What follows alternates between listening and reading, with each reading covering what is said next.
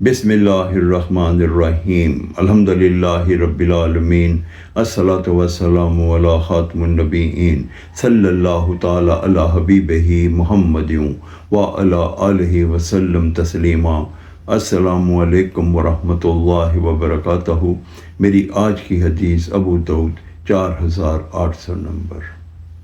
दो जहानों के सरदार सरवरे ज़ीशान महबूब रहमान इज़्ज़तजल हज़रत मोहम्मद सल्लल्लाहु अलैहि वसल्लम ने इरशाद फरमाया, मैं ज़िम्मेदार हूँ एक महल का जन्नत की एक जानिब उस शख्स के लिए जो झगड़ा छोड़ दे अगरचे वो हक़ पे हो। इस हदीस मुबारक से हमें इस चीज़ की आगाही होती है कि अगर कभी हमारा किसी से लड़ाई झगड़ा हो जाए और हम हक़ पे हों और हम उसको छोड़ दें तो नबी करीम सल्लल्लाहु अलैहि वसल्लम जन्नत में हमें एक महल का तोहफ़ा देंगे। कौन है जो महल का तोहफ़ा जन्नत में लेना नहीं चाहेगा?